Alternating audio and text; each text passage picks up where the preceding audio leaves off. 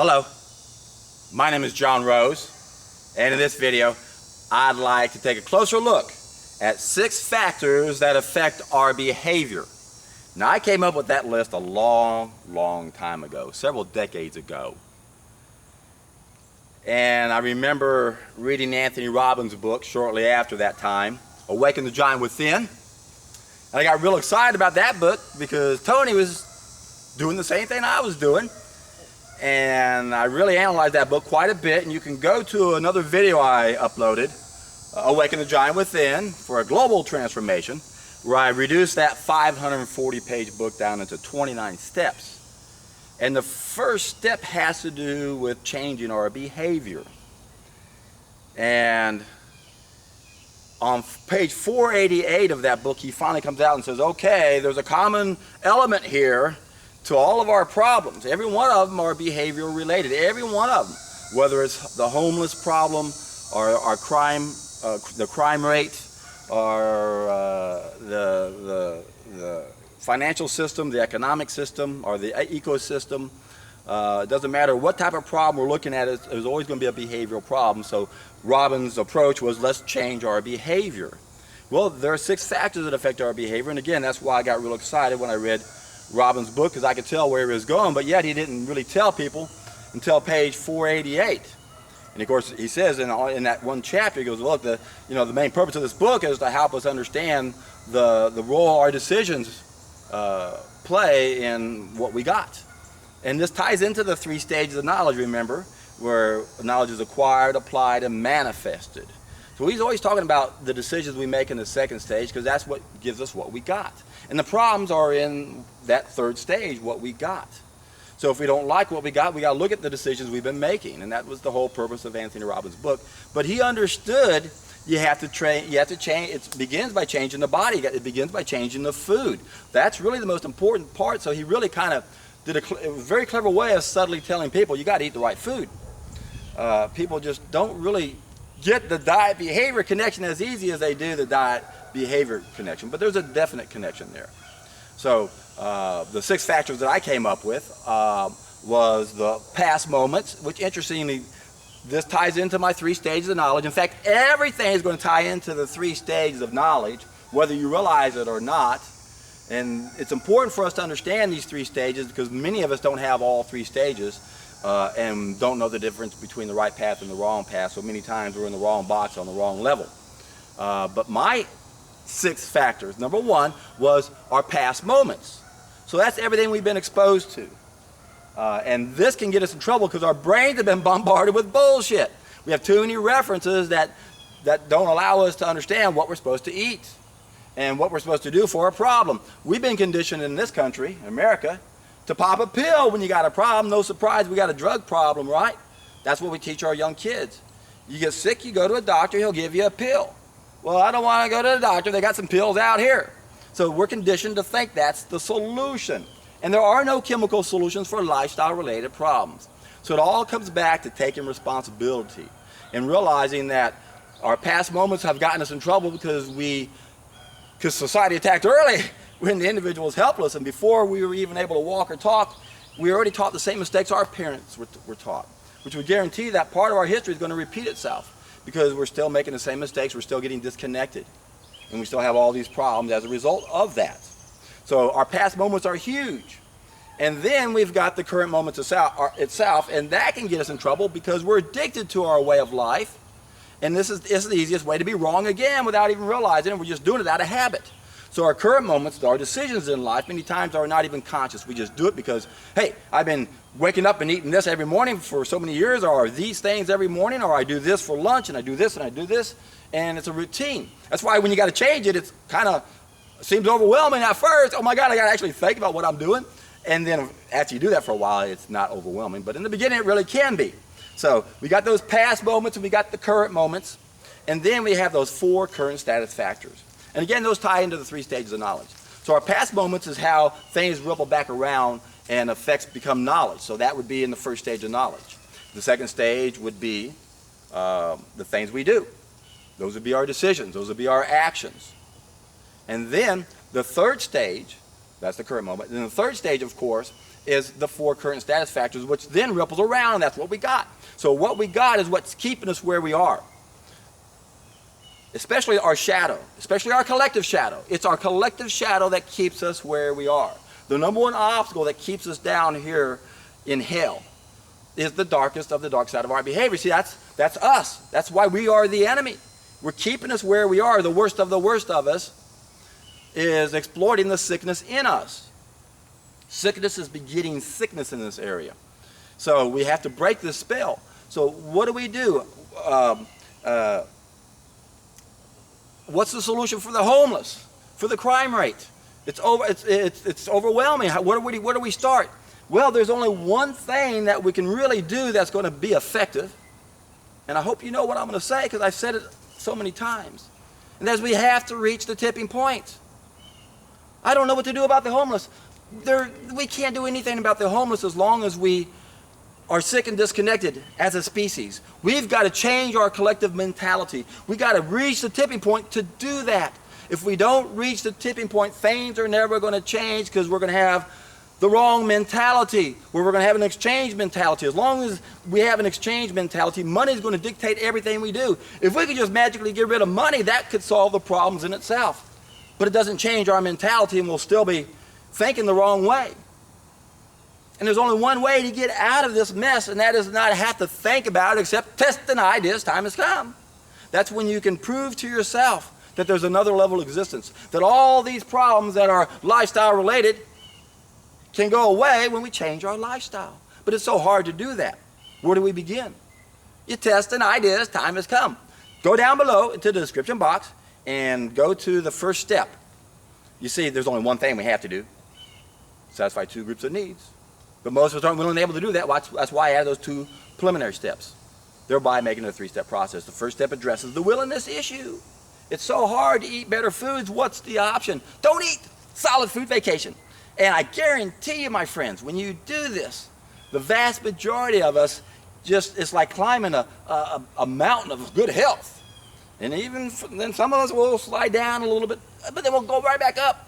And some of us will seem like we're just sliding down and sliding down and sliding down. Getting healthy can get complicated if you're damaged.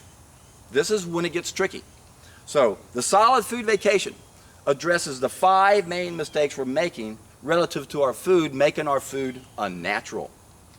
So we can do that on a temporary basis so we can see what we're missing. And then once we finish that, then we can go back and think about whether or not we should make the 3rd mistake or the 2nd mistake or the 1st mistake. The thing is, most of us right now are not in a position to evaluate that, because you don't know what you're missing. You got to bump up those biophoton levels, my friend. And when you do, my God, and it takes a while. I didn't really get that aha moment until like day 83 or something. Don't quit on day 30. If you're over 40 years old, it took me that long when I was 40. Also took me that long to quit pooping. Now, I got to qualify my situation. I was a competitive athlete, putting in 7-8 hours of exercise a day, eating 4,000, 5,000, 6,000 calories a day. I really abused my digestive system, so I had a 20-pound cesspool inside me. That's why it took me 3 months to stop pooping. Had a lot of herniated blowouts on the side of my colon wall. And yet people say, oh, that stuff doesn't exist. Oh my God, you got to be kidding. Have you never seen a big, tall, skinny man with skinny legs and skinny arms and big old belly? It's a bear belly. No, it's crap. It's a serpent. Got to poop that demon out of you, my friends. And when you do, it's incredible. You just won't believe how good it feels to get rid of something that doesn't belong inside of us. And that's an easy concept to understand, right? Have you ever pulled a splinter out of your finger and you go, wow, that feels really good?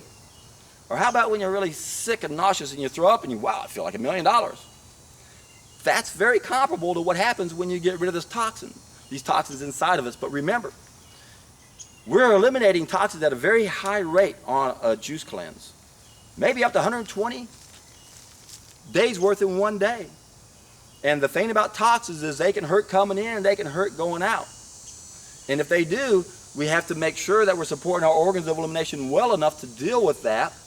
And then if we're not feeling good, we don't know for sure if that's the only thing that could be doing it. I hope my dog doesn't change my camera. She went through my tripod.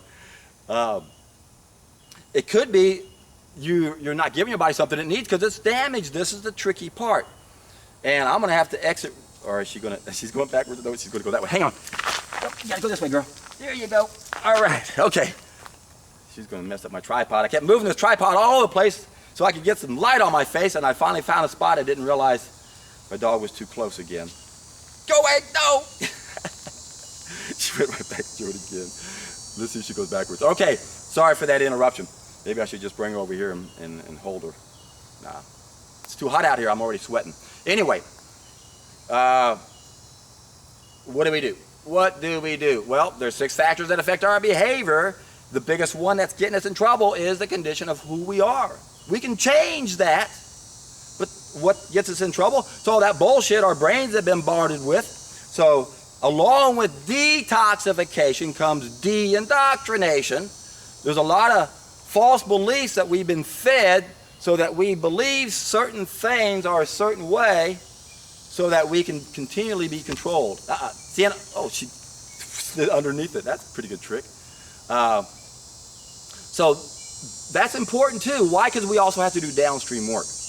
We got to go upstream and get reconnected. But there's a lot of things we have to do downstream, and what's keeping a lot of us from doing that is all the bullshit that's been bombarded in our brains. So when we look at all of our past moments, you have to realize that whenever a lot of people believe the same thing, they call that conventional wisdom. That's been contrived. It's been paid for by people who want you to believe certain things so they can herd us into the medical corral and line up for their poisons. The rulers of the world have to keep us sick. Everything on our planet revolves around the fact that we are sick. Everything of any significance has everything to do with the fact that we are sick and disconnected, and if we don't address that, everything else is a distraction. Yeah, we can do a lot of good and help a lot of homeless people. We really can. There's a lot of things we can do. But if we don't go upstream, if we don't get reconnected collectively, if we can't reach the tipping point and get all of us to change our mentality, this world will continue to be the hell it is when it should be a paradise. It has the potential. It was once before, and it could be very easily again. All it takes is for you guys to keep doing what you're doing. I can't believe every day is so exciting for me to do a video and then to spend part of my day reading the comments, and I'm really getting behind. You guys are making so many great comments, and there's so many of them, and I'm so far behind I haven't even read a third of the emails you guys sent me. I have, I think, 2 days worth of messages I haven't even listened to on my answering machine. I'm really quite overwhelmed. I'm not complaining at all, but I apologize if I haven't gotten back with a lot of you guys, and I can't respond to all the questions you're throwing at me. But please don't stop. Keep it coming, and keep doing what you're doing. There are so many people doing this, and they're finally realizing, my God, this is really powerful, powerful, powerful. A solid food vacation, it doesn't get any better than that. The only problem with some of us, if we've damaged our system, it might be a tough ride, and it may not be the way to go. So we always change as fast as our body will allow us. And a water fast would have been the fastest way in the past, but very few people have the lifestyle to take a vacation from life, even though they deserve to take the time to do it. But what do you do if you're a single parent, you have children, you got to work, you're working from paycheck to paycheck? What's the solution? That's a solid food vacation by drinking juices. Can this cost a lot of money? God, yeah, it really can. Can you make it really cheap? Yeah, but then you risk drinking too much fruit juice. And remember, fruit juice is getting a lot of sugar without the fiber, but for many of us, it's a fair trade if we look at the pros and cons of what are we going to do and how long are we going to go if we drink vegetables versus fruits. Can't afford to go very long if I drink all vegetable juice. I'm not going to go long because I don't like it if I drink nothing but vegetable juice. But, you know, I don't have any serious blood sugar issues, and I know my blood sugar is going to be elevated slightly for a while, but I never had a problem with it before, so I can do it on a temporary basis just so I can go the distance and poop that serpent out of me and bump up my biophotons. So you always got to weigh both sides. Now, other people have had a history of high sugar for couple decades, the last thing you want to do is introduce sugar and exacerbate that problem you already got. So you got to weigh both sides. And that's up to you guys to decide that. You guys know your body better than anyone else. I always encourage my students to change as fast as your body allows them, and that's usually best to start with a solid food vacation. Do that and see how it goes. Support your organs of elimination. Find out if your body's been damaged in any way, and that you have to support the body in that way also. And if you can't support the organs of elimination, then you slow it down and you incorporate juices and fruits and salads and even some cooked vegetables if that's what it takes. But keep in mind, your body might be damaged. You might not be making any DHA or B12, or you might not be getting any vitamin D. There are certain nutrients you have to be aware of that our ideal diet of a raw vegan diet doesn't provide anymore, because that's what it was in an ideal world. We don't live in an ideal world anymore. Now we have this other group of needs. Remember, there's two groups of needs we must satisfy. And the solid food vacation is the best way to go upstream and get reconnected. And while we're doing that, we can't ignore that second group of needs. That's why I like this over the water fast. On a water fast, you really can't address that second group of needs because it kicks out the water fast, you see? So, Sienna, don't go that way. Go back the other way, girl. So, it's time to get excited. It's time to go down below, listen to the Dr. Roba interview before my dog tips over the tripod, watch the Deborah Duncan show, go to my seminar, and when you do, you're in for a treat.